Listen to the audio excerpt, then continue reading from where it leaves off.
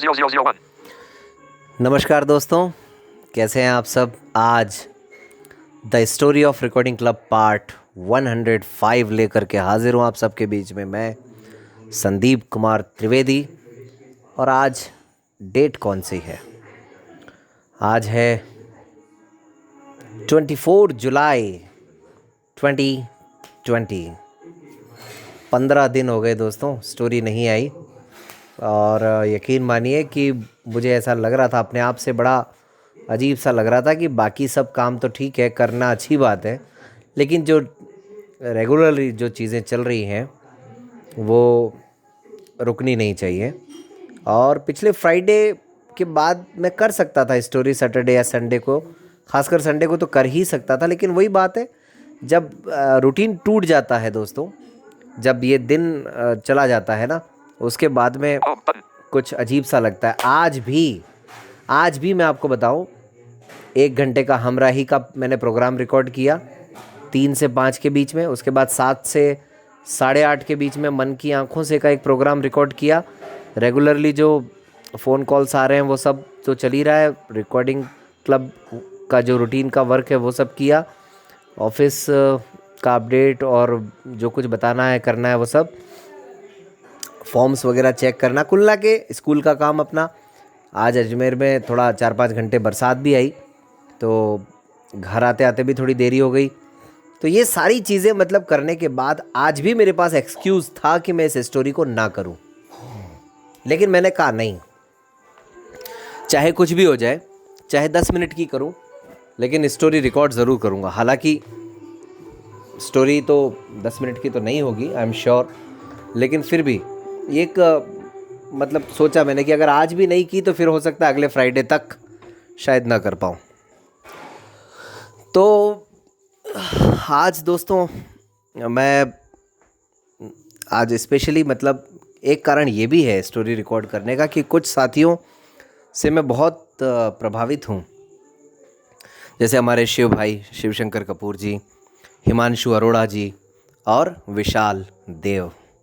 ये तीनों वो लोग हैं जो खुद से स्वप्रेरित, जो अक्सर हम लोग कहा करते हैं ना, जो रिकॉर्डिंग क्लब का उद्देश्य भी है, ये खुद से लोग आए कि भाई हमें रिकॉर्डिंग क्लब यूट्यूब चैनल पर अपना कंटेंट देना है ताकि सभी साथियों को उससे लाभ मिले। अब यूट्यूब पे तो इतना आसान है दोस्तों कि कोई भी अपने वीडियोस अपलोड कर सकता है। लेकिन मुझे बेहद खुशी हुई कि इन लोगों को लगा कि जो प्रयास रिकॉर्डिंग क्लब कर रहा है उसमें ये भागीदार बन सकते हैं, ये सहयोगी बन सकते हैं। और मैं हमेशा कहता हूँ कि न सिर्फ टेक्नोलॉजी बल्कि किसी भी मामले में कोई भी साथी भागीदार बन सकता है, चाहे वो एजुकेशन से रिलेटेड मामला हो, चाहे आप, मैं यहाँ तक कहता हूँ कि आप अगर स्टोरी भी रिकॉर्ड करना चाहें तो the story of recording club का ये मंच भी आपके लिए तैयार है। आप जब चाहें, जिस दिन से चाहें उस दिन से इस स्टोरी में अपनी आवाज़ दे सकते हैं। कुल मिलाकर के रिकॉर्डिंग क्लब में ऐसा नहीं है कि केवल आर्थिक सहयोग अगर आप देंगे तो ही आप का नाम लिया जाएगा, ऐसा बिल्कुल नहीं है। आप किसी भी रूप में अगर कंट्रीब्यूट करते हैं, शारीरिक, आर्थिक और मानसिक, बौद्धिक, किसी भी तरीके से, तो रिकॉर्डिंग क्लब का ये मंच हमेशा सभी के लिए तैयार है। और यही काम किया था हमने दरअसल पहले कन्वेंशन में। यही प्रयास था हमारा, अलग अलग लोगों को जोड़ने का, अलग अलग लोगों को एक मंच पर लाने का, अलग अलग संगठनों को एक मंच पर लाने का। और प्रोग्राम भले ही छोटा हो, लोग भले ही कम हो, मगर काम ऐसा किया जाए कि उसका मैसेज दूर तक जाए। Home तो button. मुझे लगता है कि 20000662. इस Home उद्देश्य button. में Double हमें काफ़ी हद तक सफलता मिली, क्योंकि कन्वेंशन हुए, उसके बाद भी प्रोग्राम हुए, और रिकॉर्डिंग क्लब आज भी सभी साथियों के सहयोग से, सभी के प्यार से चल रहा है। तो काफ़ी सारी लंबी भूमिका हो गई आज। कभी कभी होता है, कभी कभी भावुक हो जाते हैं ना हम लोग, तो मुझे बहुत मतलब अच्छा लगा। ये सब बातें कहनी इसलिए मेरे लिए ज़रूरी थी। अब दोस्तों आते हैं सीधा सीधा स्टोरी पर। अंतिम बार जहाँ बात समाप्त हुई थी वो ये कि कुछ ऐसा हुआ जो शायद कल्पना नहीं की थी हम लोगों ने। हुआ ये कि 25 फरवरी को जब दिन भर के कार्यक्रम समाप्त हो गए, कल्चरल इवनिंग भी हो गई, और कल्चरल इवनिंग के बाद में डिनर भी हो गया, तो आमतौर पर ऐसे माहौल में नींद किसे आती है। लगता है कि एक सपना जो संजोया था वो सपना जब साकार होता हुआ नज़र आता है तो आप सोचते हैं कि चलिए फिर इस सपने को पूरी तरह से जिया जाए, इसका आनंद उठाया जाए। वही हमारे साथ भी था। हम लोग रात को मतलब 11:30-12 बजे घूम रहे थे, इधर उधर जा रहे थे, लोगों से मिल रहे थे, दोस्तों से मिल रहे थे, कुछ नए कुछ पुराने। और ऐसे में ही एक रूम के बाहर से ऐसा लगा जैसे कि सिगरेट की बदबू आ रही है। मैं और अर्पण जी घूम रहे थे, तो हमें पहले तो ये डाउट हुआ यार हो सकता है यहाँ पर एक आध कमरा हमारा हो ही नहीं, लेकिन अब खुशकिस्मती ये थी कि वो कमरा हमारे कमरे के ठीक बगल वाला था। तो हमने सोचा यार कि ऐसा हो या नहीं हो पता नहीं, एक बार चेक कर लिया जाए। फिर हमने हमारे साथी को बुलाया, भानु को, और भानु को लेकर के हम लोग ने दरवाज़ा खटखटाया। देखा तो अंदर से बहुत ही शानदार जानदार वही जो हमें डाउट था, सिगरेट की बदबू भरी हुई पूरी तरफ से। और हमारे इस प्रोग्राम में कहीं से भी हमको इनडिसिप्लिन सुनने को नहीं मिला किसी भी तरह का। तो फिर ये क्या, इस तरह की संस्कृति को तो वैसे भी हम बढ़ावा नहीं देते, लेकिन अब वही है कि कहते हैं एक मछली सारे तालाब को गंदा करती है, वो वाली बात। जब पता लगाया तो पता चला विनोद नाम था उस व्यक्ति का, और उसने रजिस्ट्रेशन किसी और का था, उसके नाम पर वो आया था। लेकिन अब पता नहीं हमारे जो वॉलेंटियर्स हैं उनसे बात हुई, किससे बात हुई पता नहीं, वो मतलब बना रहा प्रोग्राम में भी सब कुछ, और रात को मज़े से अपने कमरे में बैठ के सिगरेट पी रहा वो। और वो दिल्ली से आया हूँ ये बताया उसने। तो हमने तुरंत उसको कहा भाई आप कहीं से भी आए हों, कोई भी हो, आप तुरंत इस प्रांगण को छोड़ दीजिए, हमारे यहाँ आपकी कोई आवश्यकता नहीं है, कोई ज़रूरत नहीं है। तो उसको समझ में आ गया कि भाई मामला गंभीर हो चला है, तो तुरंत उसने कहा कि नहीं नहीं सर प्लीज़, अभी ये सब छोड़ देता हूँ, बंद कर देता हूँ, आप प्लीज़ देख लीजिए। तो फिर बहुत देर के बाद अर्पण जी ने और हमने सब ने फिर सोचा कि चलो ठीक है यार, उसको कहा गया लेकिन कि भाई आज तो अभी तो रात हो गई है, कल तुम्हारी ज़रूरत नहीं है प्रोग्राम में, कल तुम चले जाना। तो उसने कहा ठीक है सर, मेरी वैसे भी ट्रेन है 11 बजे, तो मैं निकल जाऊंगा। ठीक है। तो मतलब ये घटना ऐसी है जो मैं भूला नहीं दरअसल, क्योंकि सोचा नहीं था हमने किसी ने भी।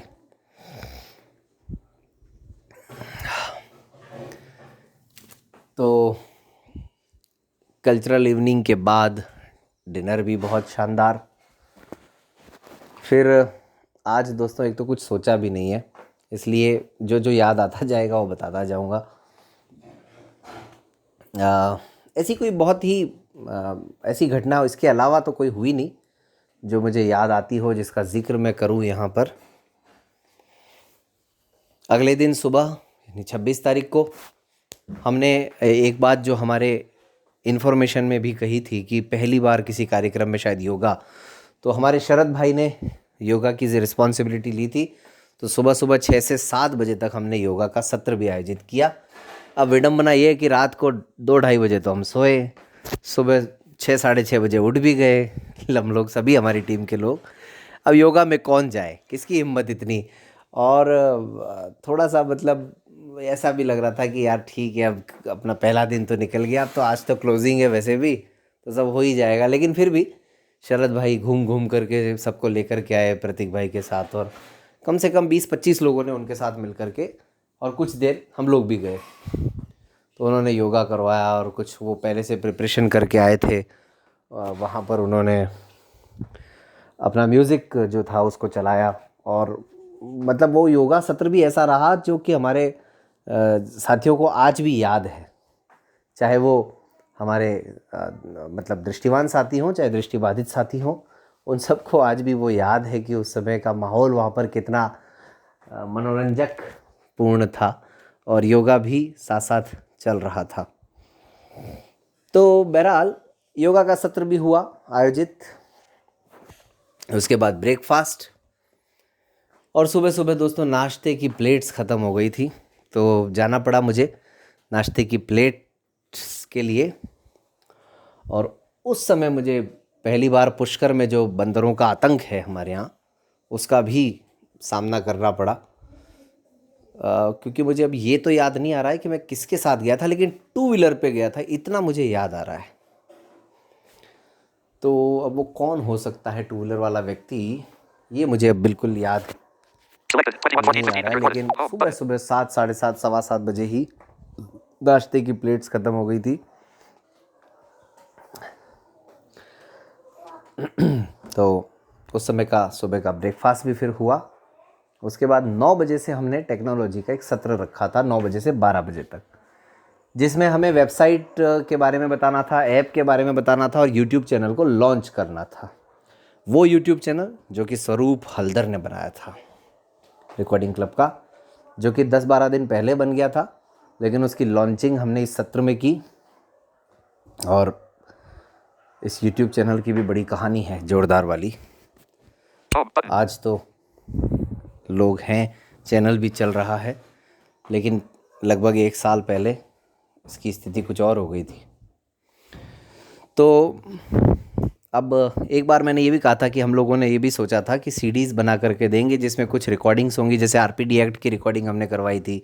बैग हमने देना था जो कि राजस्थान विकलांग समिति की तरफ से और हमारे अरविंद जी जोशी जी और कर्मवीर भाई, अमित जी, इन सब की तरफ से वो व्यवस्था की गई थी, जोधपुर के साथियों की तरफ से।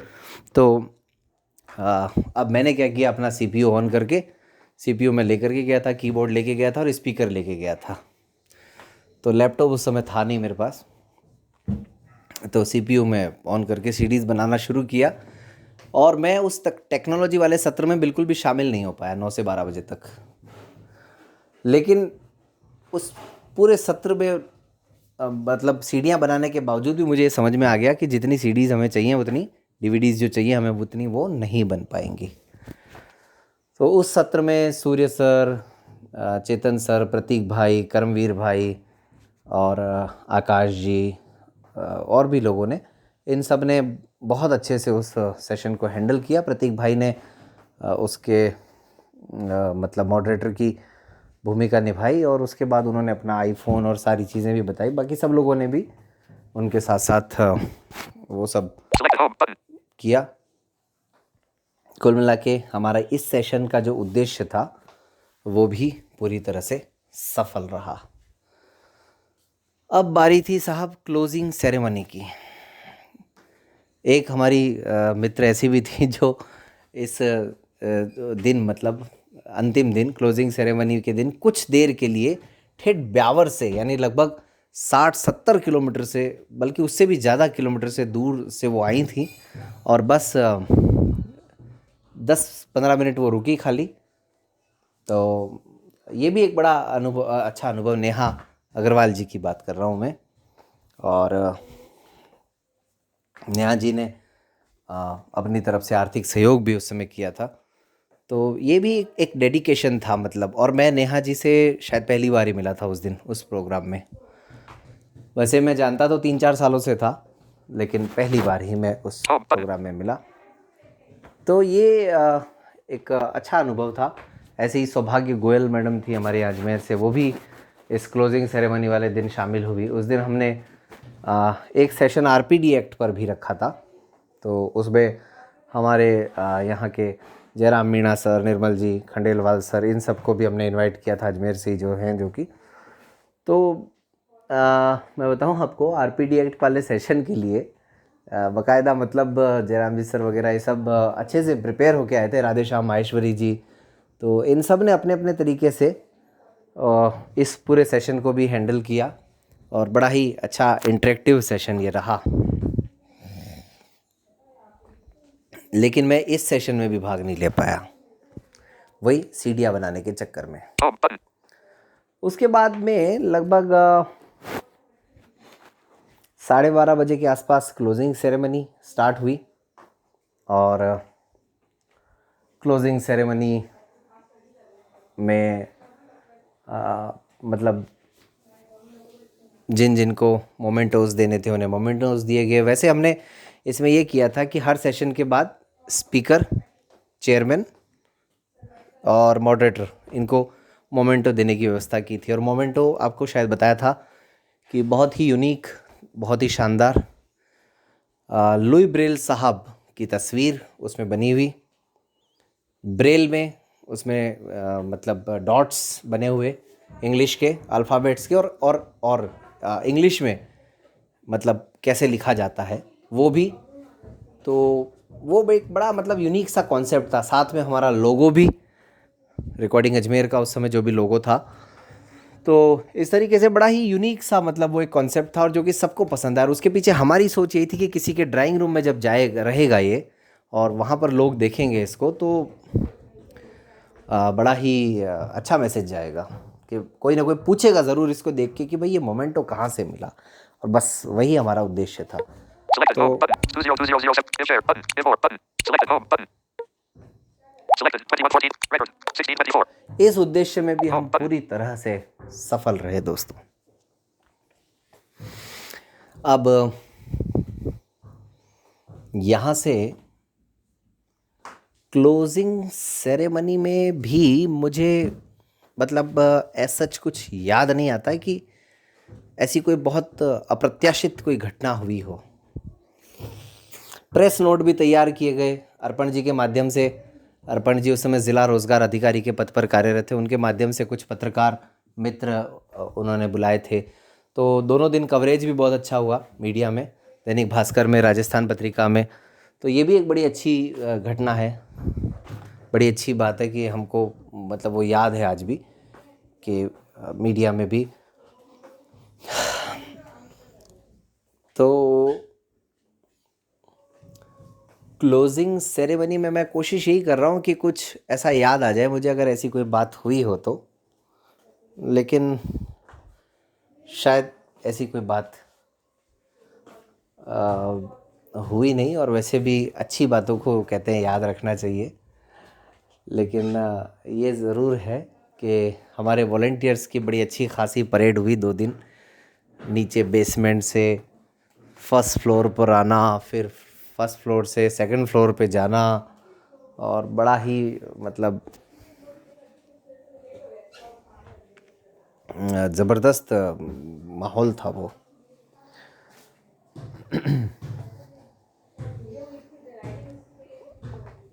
तो उसके बाद में दोस्तों तो प्रोग्राम समाप्त हो गया। कुछ साथियों को घूमना था, उन्होंने पुष्कर भ्रमण किया। कुछ साथी हमारे मध्य प्रदेश के जैसे सभी साथी घूमना चाहते थे, ब्रह्मा मंदिर वगैरह के दर्शन करना चाहते थे, तो उनके साथ में हमारे वॉलंटियर्स को भेजा गया सभी को। तो उन लोगों ने जा कर के उस मामले में भी मतलब थके हुए होने के बावजूद भी सब लोग उनके साथ गए। शॉपिंग वॉपिंग जिसको करनी थी उनको कराई गई। और इस दिन जो लास्ट टाइम जो खाना था, लंच तो जो था वो था दाल बाटी चूरमा। तो एक यहाँ पर घटना मुझे ये याद आती है साथियों कि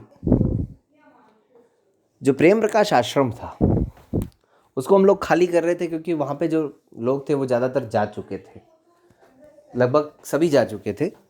और उसी समय मुझे फ़ोन आया कि कुछ गड़बड़ हो गई है।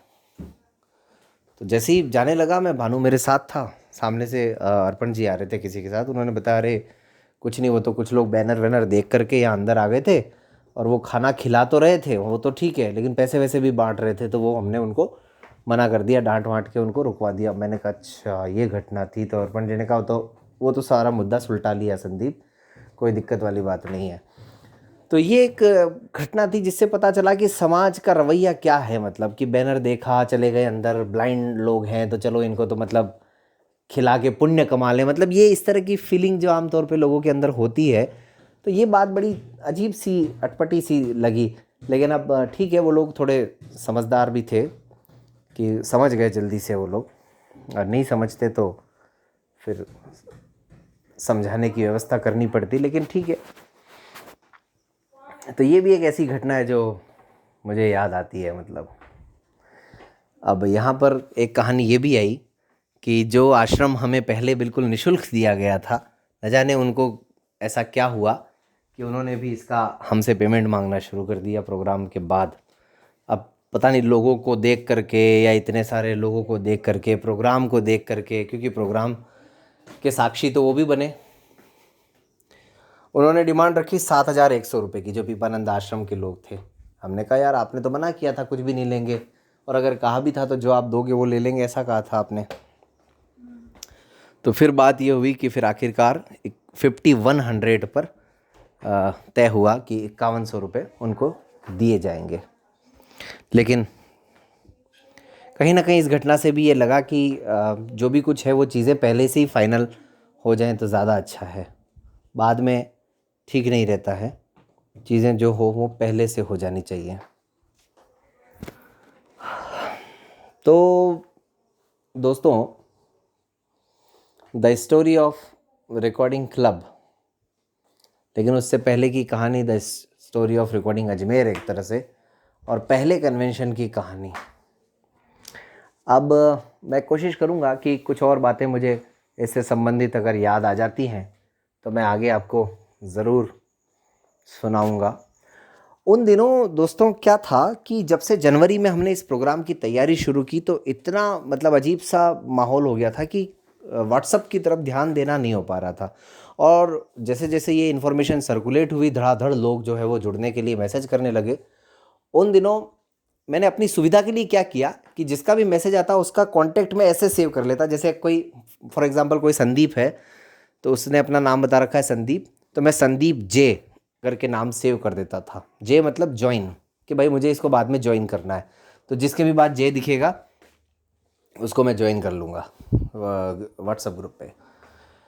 तो ऐसा ही एक नाम था साथियों, जिसका मैसेज मुझे जनवरी में आता है, और उसका नंबर तब मैंने इसी नाम से, यानी उसका नाम और उसके आगे स्पेस देके जे, और आज भी उसका नाम इसी रूप में सेव है मेरे फ़ोन में।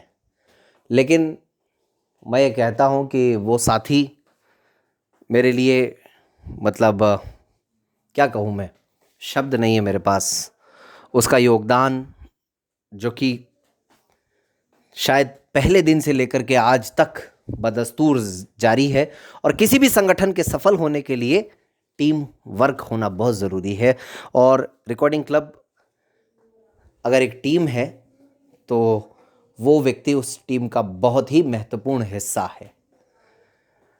अब मैं ये चाहता हूँ कि मैं अपनी आवाज़ को यहीं पर विराम दूँ, और आप अगले फ्राइडे से उस व्यक्ति की आवाज़ में कहानी सुने जिसका मैं जिक्र कर रहा हूँ, क्योंकि उसने शुरू से ही रिकॉर्डिंग क्लब की भलाई में, रिकॉर्डिंग क्लब के हित में सोचना शुरू कर दिया था। शुरू से ही उसने रिकॉर्डिंग क्लब को कैसे जीवित रखा जाए, कैसे सशक्त किया जाए, कैसे मजबूत किया जाए, इस बारे में उसने मेहनत की।